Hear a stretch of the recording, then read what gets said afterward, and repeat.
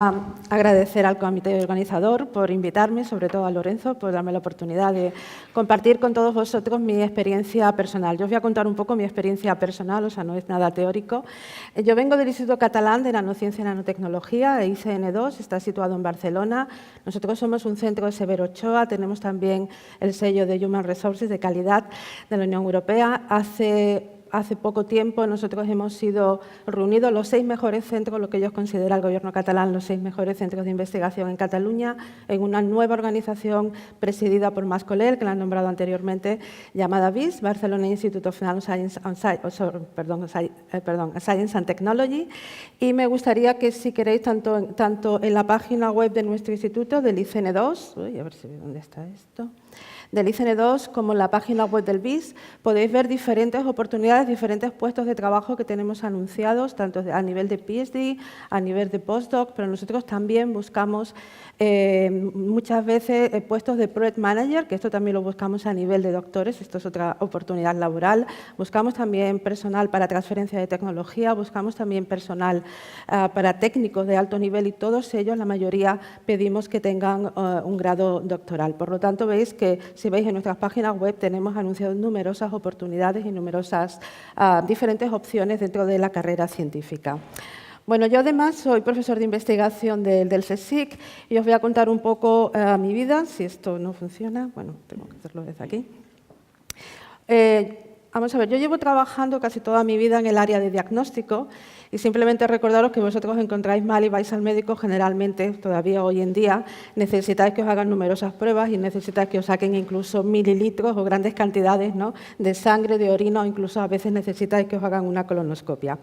Llevamos mucho tiempo trabajando en ver cómo podemos miniaturizar estos equipos y hacer lo que llamamos equipos de pollata, ¿no?, para que estos análisis sean más rápidos, pero todos sabemos que la idea fundamental es acabar con lo que llamamos el point of care. El point of care son esos dispositivos, casi como este aparatito que tengo ahora, este transmisor, de tal manera que tú te puedas hacer el análisis en cualquier lugar, en cualquier momento, pero de una manera totalmente muy rápida, con una alta sensibilidad y sobre todo que sea muy fiable, ¿no?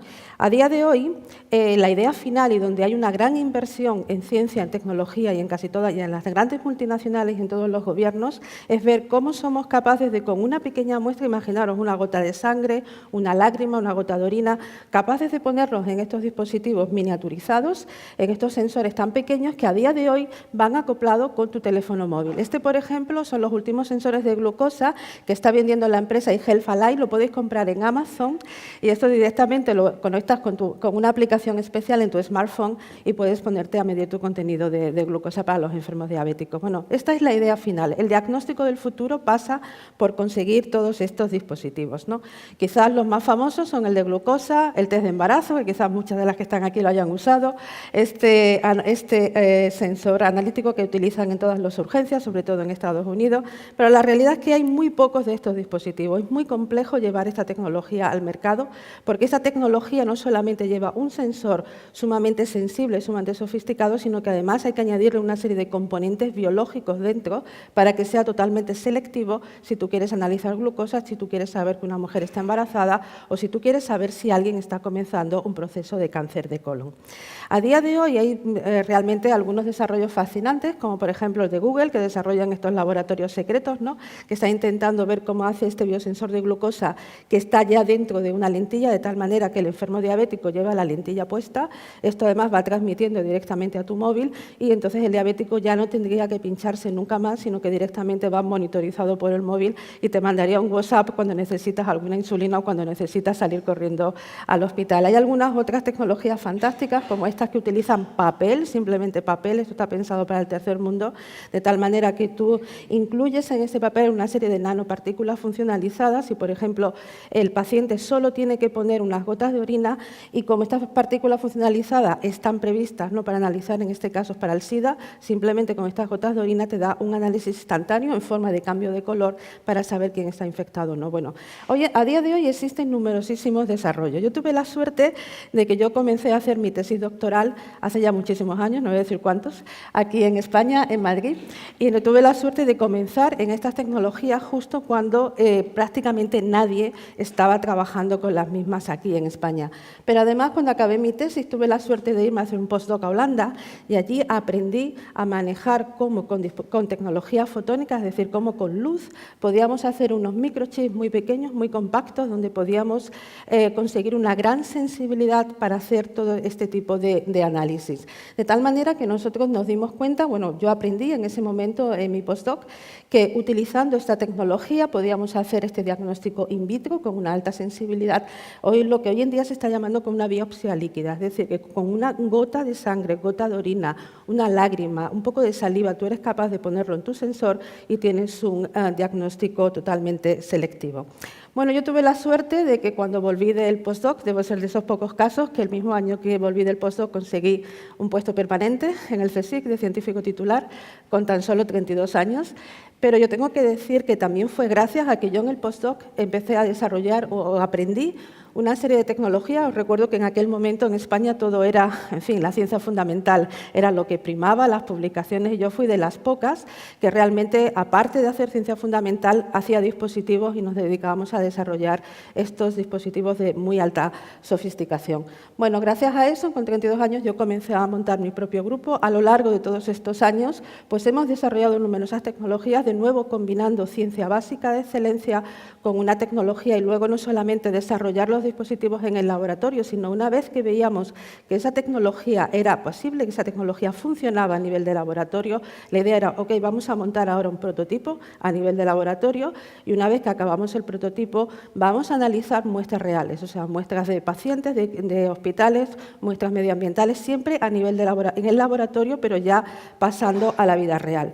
De esa manera, nosotros lo que vimos que nuestra tecnología podíamos apuntar a un mercado global de diagnóstico in vitro de más de 14 billones, esto fue para aquella época, hoy en día incluso estas cantidades ya han sido superadas, y es el motivo por el cual yo me decidí y empecé a montar empresas. Así que la primera empresa que monté, Sensia, tuvo lugar en el año 2004. Quiero recordaros que en el año 2004 a los científicos que se nos ocurría montar una empresa casi se nos trataba de locos, no sé si de locos o de simplemente bichos raros, sobre todo se nos tachaba de que no éramos realmente científicos porque no podías querer hacer dinero con la ciencia, eso estaba muy mal visto, ¿no? Y realmente te acababas siendo como una especie de oveja negra dentro del instituto, del lugar en el que estuvieras trabajando. Pero bueno, nosotros lo que sí vimos en aquel momento es que nosotros teníamos una tecnología excelente, habíamos probado ya con muestras reales y realmente todo aquello funcionaba muy bien. Entonces, ¿ahora qué hacemos? Bueno, evidentemente, ¿qué hace un grupo de científicos en el 2004 cuando desde luego no hay foros como este ni nadie te cuenta, pues que ni siquiera qué es una spin-off y por qué se debe de montar una spin-off, ¿no? Lo que nos dimos cuenta en ese momento es que para montar una spin-off tú necesitas tener dinero, mucho dinero, eso de que una spin-off se monta con 100.000 euros, mentira. Necesitas mucho dinero para desarrollar una buena tecnología. Y segundo, necesitas un equipo de profesionales. Los científicos no tenemos ni idea de montar negocios. O sea, hay que ser realistas y desde luego es una locura decir, bueno, ya que soy científico, pues yo también voy a ser el CEO de la empresa y me voy a montar aquí una empresa que no veas mentira. O sea, estamos totalmente equivocados. Mi estrategia en ese año, en el 2004, fue aliarme con otra empresa, que en aquel momento era un holding biotecnológico, Genetrix, y con ellos nosotros conseguimos tanto la financiación como el equipo de directivos necesarios para llevar a cabo nuestra empresa. Así que en el 2004 iniciamos esta aventura y en el 2006, me gustaría recalcar que en tan solo 2 años, gracias a esa financiación y gracias también a esta idea de tener un equipo directivo de profesionales dedicados a la empresa, nosotros conseguimos tener nuestro primer producto en el mercado en el año 2006, en tan solo 2 años. Estamos hablando de un aparato, es decir, un aparato complejo donde dentro lleva una parte óptica, electrónica, de software, lleva parte biológica, etc.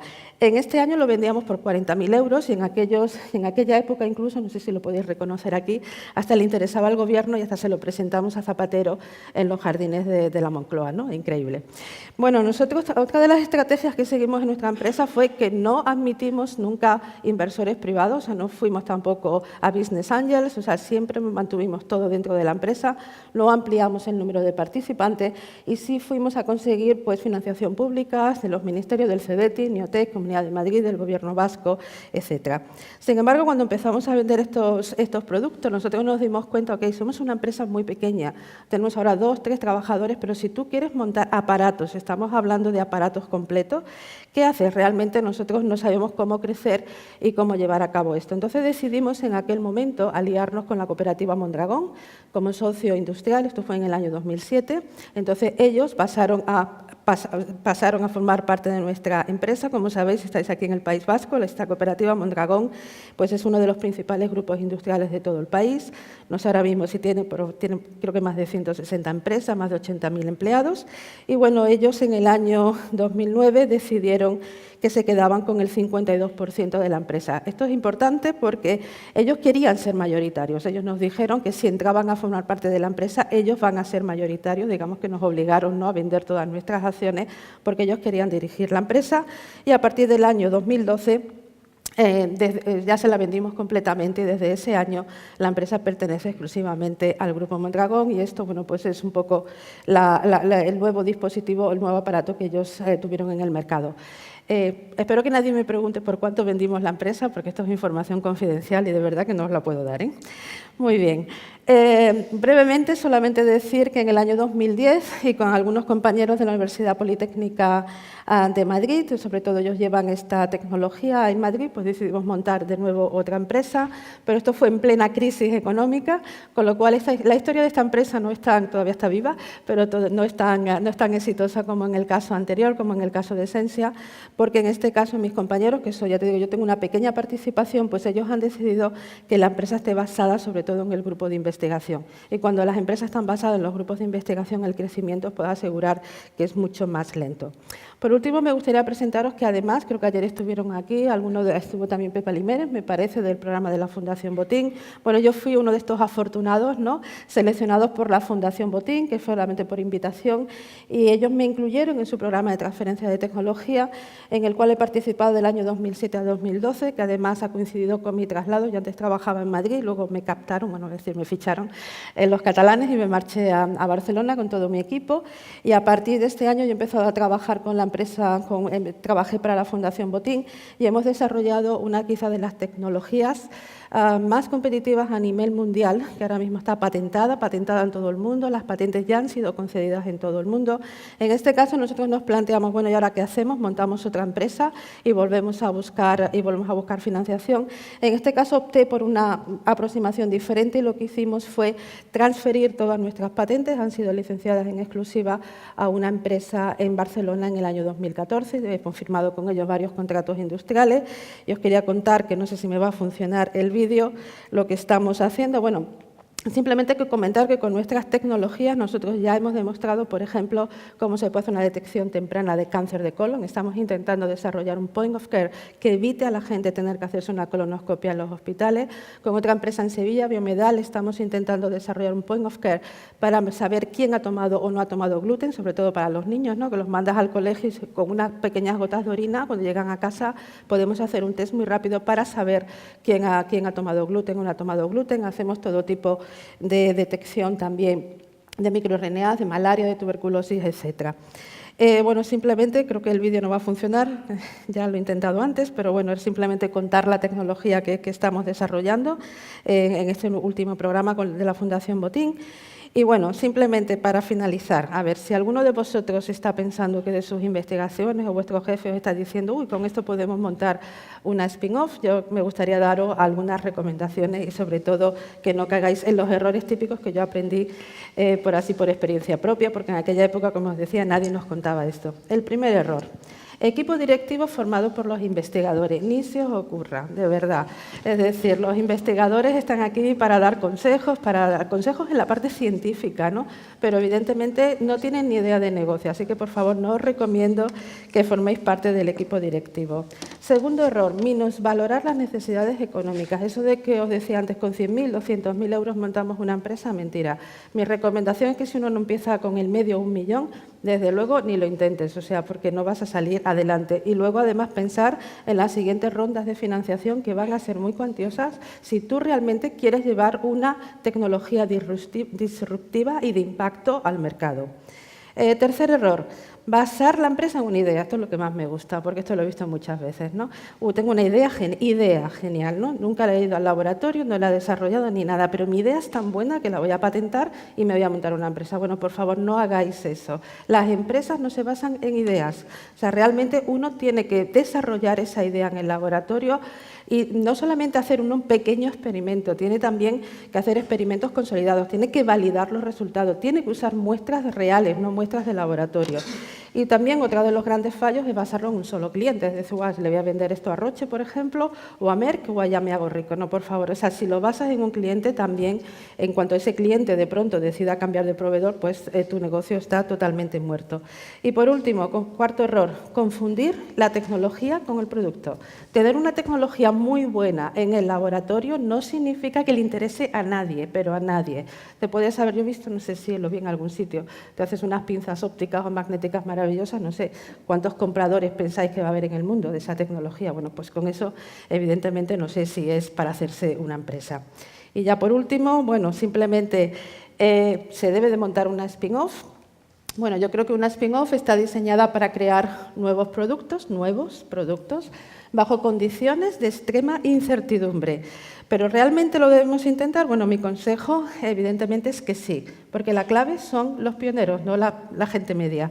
Por lo tanto, si tú piensas que tienes un producto mínimo viable, que realmente es algo muy novedoso, una spin-off te va a ser posible de darte un motor de crecimiento, pero como veis aquí, pasar de la idea al producto, a la demostración práctica. Y, por supuesto, recordar que no se puede minusvalorar las necesidades económicas. Hay que invertir e invertir bien y mucho para sacar estos productos al mercado.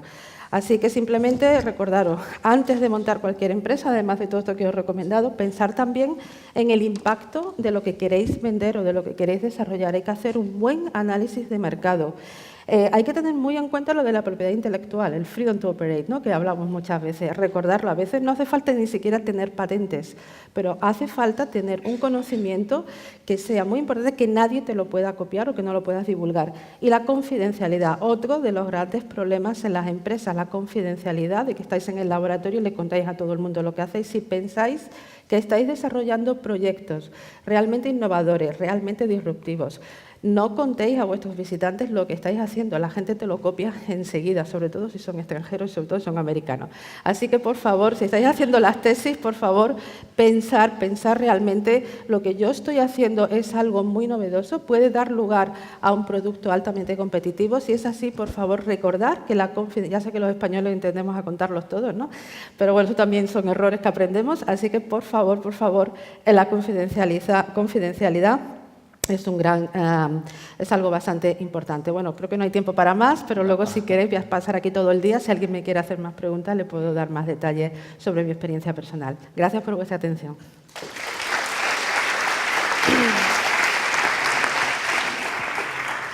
Muchas gracias, Laura. Una pregunta rápida. Uy, veo manos por todos lados. A ver. Estoy un poco cegato, así que si me levantáis otra vez la mano, sabré dónde... Aquí, vale.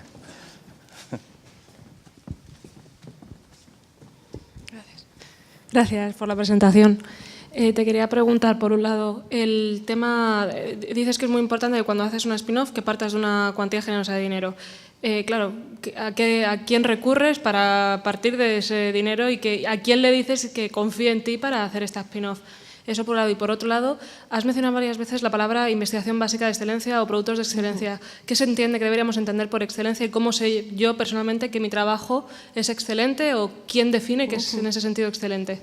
Muy bien, gracias por las preguntas. Bueno, a ver, la investigación de excelencia, digamos que hay siempre una serie de parámetros, ¿no? Como son las publicaciones de alto impacto, pero hay otras incluso, por ejemplo, cuántas veces te invitan, ¿no? A dar conferencias, o sea, que tu investigación realmente despierta mucho interés en la comunidad y de pronto empiezas a recibir muchas invitaciones a nivel internacional, sobre todo para que cuentes todas tus investigaciones, todos tus desarrollos, ¿no? Es algo que a mí me pasó a lo largo de mi carrera, casi empezando, y empiezas a recibir invitaciones, sobre todo de Estados Unidos, de otros países, porque realmente les interesa ver cómo estás desarrollando esas tecnologías. Entonces, el impacto, no solamente cuando yo hablo de esta ciencia de excelencia, es el impacto de tus publicaciones, por una parte, y el impacto también que tú mismo vas viendo que tiene, porque por esto, como te digo, por estas invitaciones, incluso por empresas que empiezan a venir, esto a mí también me ha pasado, de empresas que leen tus trabajos y ellos mismos vienen a verte y vienen a reunirse contigo porque les interesa el trabajo que estás haciendo.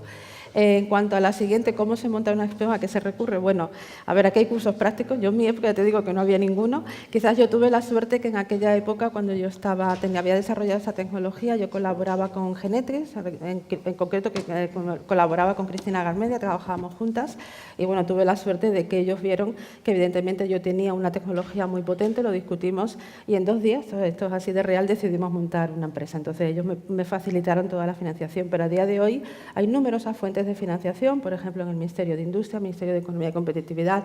O sea, realmente hay muchas fuentes de financiación públicas, por una parte en las comunidades autónomas también, pero luego hay muchos fondos de inversión actualmente en España, o sea que realmente hay que saber moverse, cómo saber dirigirse a estos fondos. Pero yo vuelvo a decir que también hay muchas, lo que llamamos spin-off académicas, o ya las denominamos así, porque hay gente que sabe muy bien hacerte una spin-off, es irte al notario, pagar 200 o 300 euros y se acabó, y lo pones en el currículum, lo cual te queda muy bien para pedir más proyectos, ¿no?